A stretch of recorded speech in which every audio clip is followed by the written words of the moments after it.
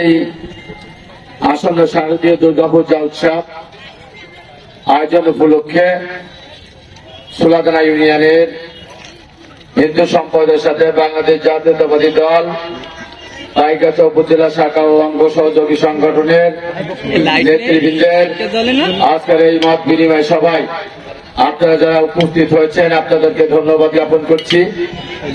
আপনারা চিন্তা করবেন না, আশা করি বৃষ্টি হবে না। আর এই সামান্য বৃষ্টিতে ভিজে আমরা আপনাদের সাথে থাকতে প্রস্তুত রয়েছি। আপনারাও সকলে ধৈর্য সহকারে বসবেন। আমি আপনাদের কাছে বিনয়ের সহিত অনুরোধ রাখবো, আজকের এই অনুষ্ঠান সমাপ্তি না হওয়া পর্যন্ত আপনারা এখানেই থাকবেন। প্রিয় বন্ধুরা, বক্তব্য দেওয়ার কিছু নেই। সারা বাংলাদেশে শেখ হাসিনার অত্যাচারে অতিষ্ঠ হয়ে দীর্ঘ 15-16টি বছর বাংলাদেশ জাতীয়তাবাদী দলের নেতা কর্মীরা সর্বোচ্চ সংগ্রাম লড়াইয়ের মাধ্যমে গত 5 তারিখে 5ই আগস্ট স্বৈরাচারী শেখ হাসিনার পতনের জন্য ছাত্র জনতার আন্দোলনের মাধ্যমে সে বাংলাদেশ থেকে পালিয়ে ভারতে অবস্থান করছে। আমরা ধিক্কার জানাই, যে সমস্ত আওয়ামী লীগের এজেন্ডা বাস্তবায়ন করার জন্য এখনো পর্যন্ত বাংলাদেশের বিভিন্ন কানায় কোনায় বসে ফেসবুকের মাধ্যমে গুজব ছড়াচ্ছেন, রয়ের মাধ্যমে পুজো মণ্ডপে ধ্বংসত্ব চালাচ্ছেন, পুজো মণ্ডপে শান্তি এবং নির্বিঘ্নে পুজো করার জন্য ব্যাঘাত তৈরি করছেন। তাদেরকে হুঁশিয়ারি করে বলতে চাই, বাংলাদেশ জাতীয়তাবাদী দল বাংলাদেশের সর্ববৃহৎ একটি রাজনৈতিক সংগঠন।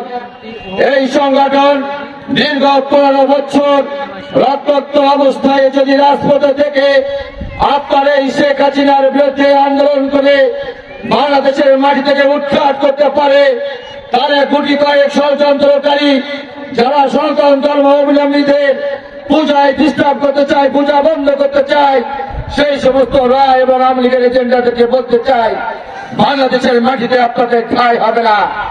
বাংলাদেশের মাটিতে কোন হিন্দু সম্প্রদায়ের উপরে নির্যাতন করা হলে বাংলাদেশ জাতীয়তাবাদী দল কখনো সেটা মুখ বুঝে সহ্য করবে না, তার হার ভরা জবাব দিবে। প্রিয় বন্ধুরা, বক্তব্য দেওয়ার অনেক বক্তা রয়েছেন, তারা বক্তৃতা করবেন। আমি শুধু একটি কথা বলতে চাই, সারা বাংলাদেশে আমরা শুনতে পাই হিন্দু সম্প্রদায়ের মানুষ নাকি সংখ্যালঘু। আমার এই ডিকশনারিতে সংখ্যালঘু বলে কোন বাক্য আছে বলে আমি মনে করি না।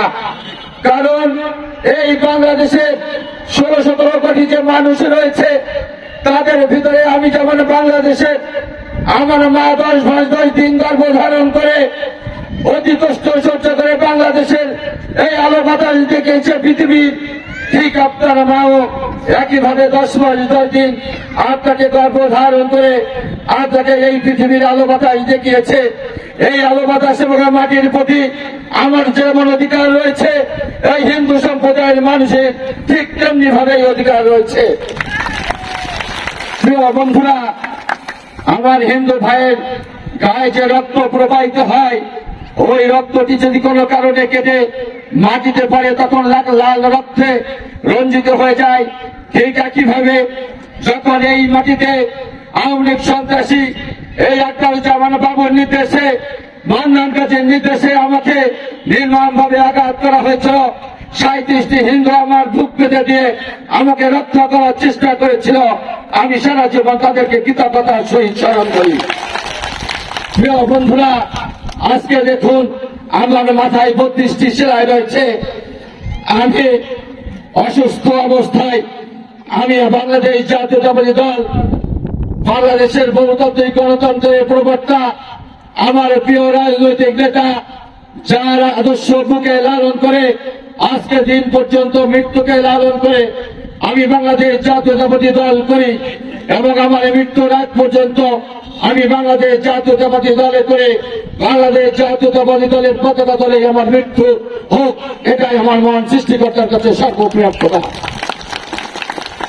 প্রিয় বন্ধুরা, সেদিন আমাকে যখন আক্রমণ করা হয়েছিল তখন অনেকেই নীরব ছিল, কিন্তু এই হিন্দু সম্প্রদায়ের মানুষ, আমাদের যে 37 জন মানুষ রক্তাক্ত জখম হয়েছিল তাদের ভিতরে 26 জন ছিল হিন্দু সম্প্রদায়ের মানুষ। সুযোগ আমার আছে বলে আমি মনে করি না। প্রিয় বন্ধুরা, পাইকগাছার মাটিতে কোন সন্ত্রাসী থাকবে না।